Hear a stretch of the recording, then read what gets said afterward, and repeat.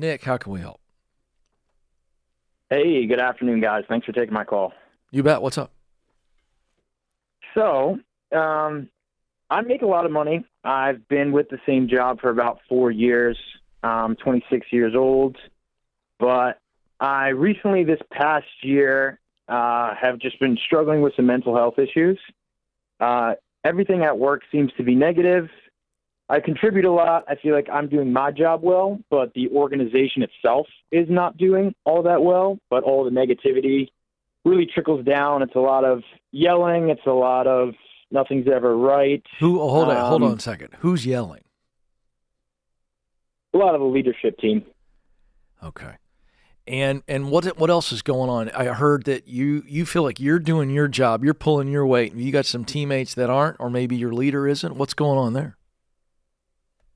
Right, exactly. So I work in enterprise technology sales, B2B, and it can be interesting the way that some of these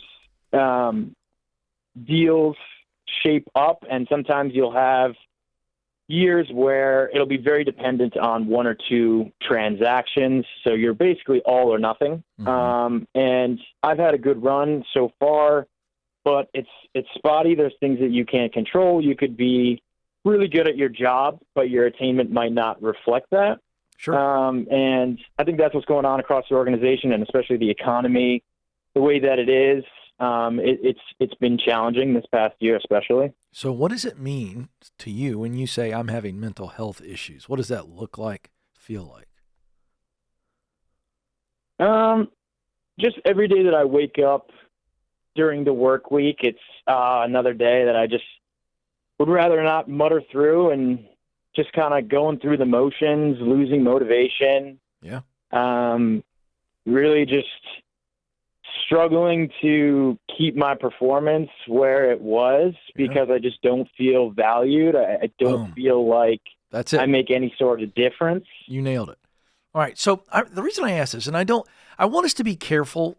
And Nick, this is not at you. This is to the larger audience as well.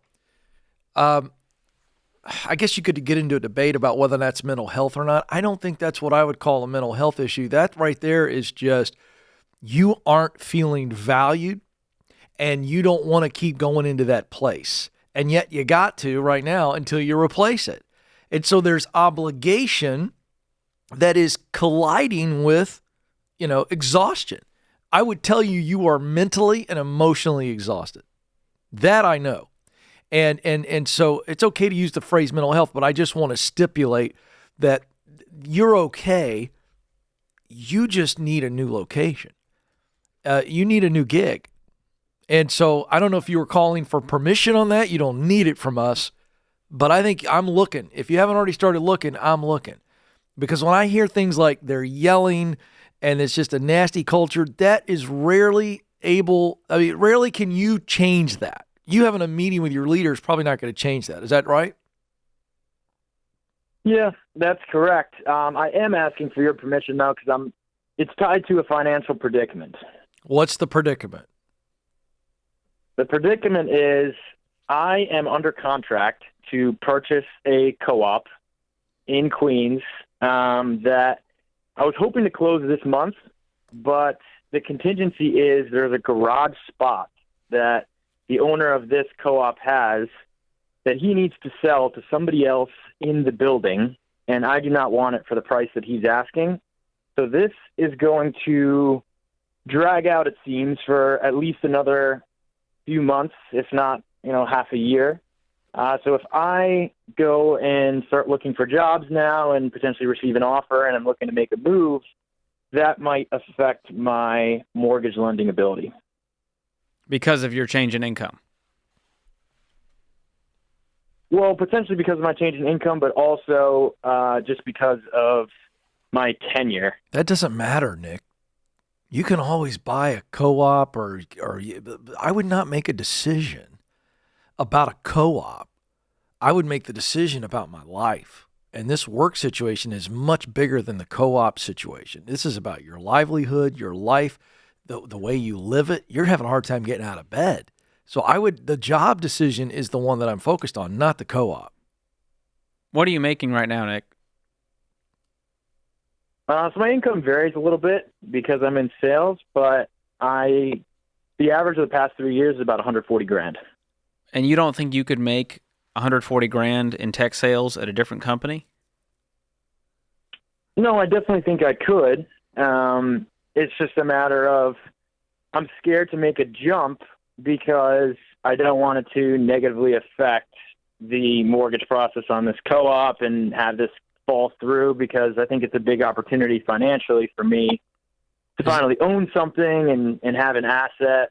And I'm young and I'm trying to get in the real estate game. I'm not really passionate about tech sales. I make a lot of money doing it, but I'm really not stimulated by it the way that I would like to. Are you going to live in this co-op? Yes. Okay. Do you have any debt? No debt. Okay. Well, what's the worst case scenario here? Let's say the mortgage doesn't get approved because you have this change in income or whatever. What happens? I can't close on the co-op, and I'm stuck living in a very small apartment right now in the basement of one of my dad's rental properties. The price is right. I'm living for free. I've been living here for about 10 or 11 months. The initial plan was only to live here for a couple until I could close on something. That's a sweet deal in New York. Well, do you lose any money if you back out of this deal because of the mortgage falling through? A couple $1,000, but nothing crazy. Okay. So it's not going to tank your life. It would stink because you're really excited about this. But I'm with Ken on I don't want to stick in this job I hate for 6 months just because of this co-op deal. Yeah. So I would find another tech sales job if that's what you need right now. Eventually, I think you need a whole new career. At least in a better environment, just to get stable. Just to get stable. Then we can figure out what's next and what career is right for you.